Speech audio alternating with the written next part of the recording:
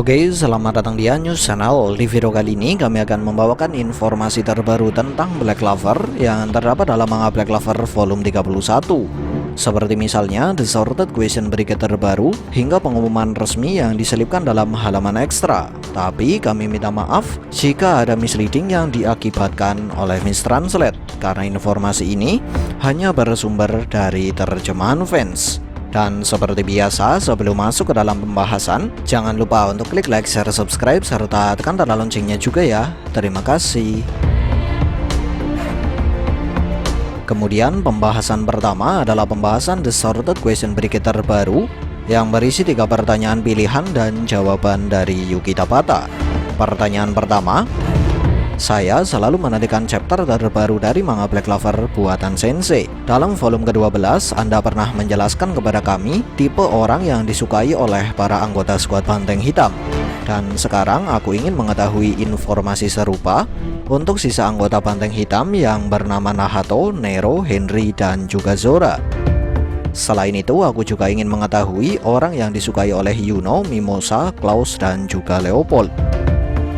Jawaban: Zora menyukai perempuan yang bisa memperbolehkannya melakukan apapun yang dia sukai. Henry seseorang yang mengajarinya tentang hal baru yang tidak dia ketahui. Nero seseorang yang selalu giat untuk belajar. Nahato orang yang baik atau benar. Yuno seseorang yang bisa membuatnya nyaman. Mimosa seseorang yang tulus dan berdedikasi. Klaus wanita yang cerdas dan memiliki tekad yang kuat. Leopold wanita yang bisa membuatnya bahagia. Lalu pertanyaan kedua dan ketiga.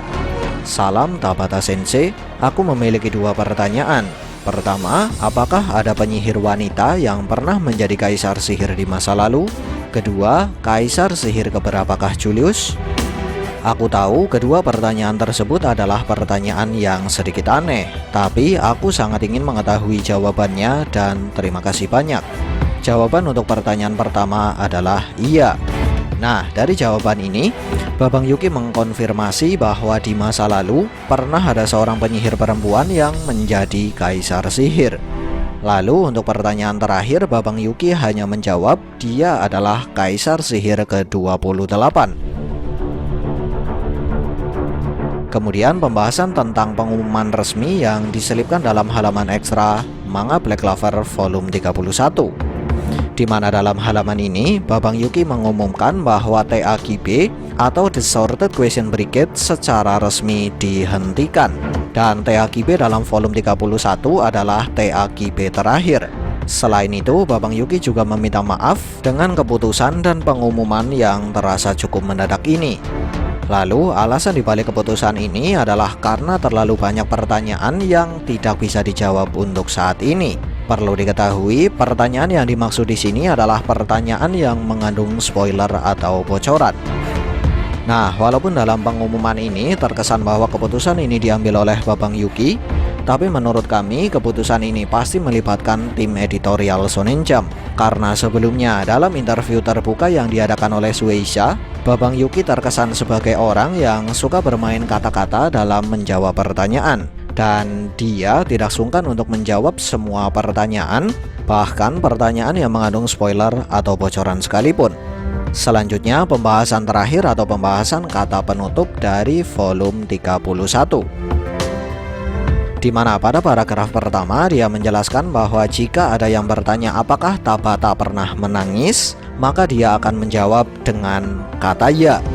Bahkan Babang Yuki sampai menambahkan kalau tangisannya bukan sekedar meneteskan air mata, melainkan sampai banjir air mata, padahal dia adalah seorang pria dewasa.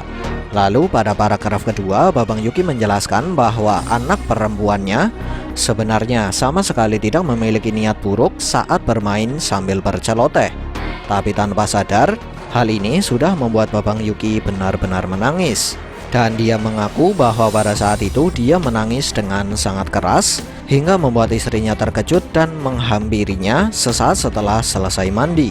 Dan menurut Babang Yuki, hal ini bisa terjadi karena stres yang timbul akibat tekanan deadline serialisasi mingguan. Tapi walaupun demikian, dia juga menambahkan kalau dia akan tetap menangis walaupun tidak bekerja di seri mingguan. Kemudian Babang Yuki pun melanjutkan ceritanya dan berkata, "Saat ini aku menyukai Tokyo, tapi di saat pertama kali pindah ke Tokyo, aku menjadi sangat merindukan kampung halaman. Dan dengan alasan ini, aku selalu menangis di kamar mandi setiap malam, setidaknya untuk beberapa bulan pertama.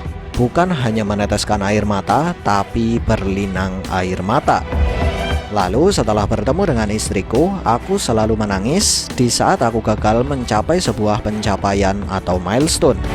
Aku tidak boleh membuatnya terkena masalah atau membuatnya terpuruk.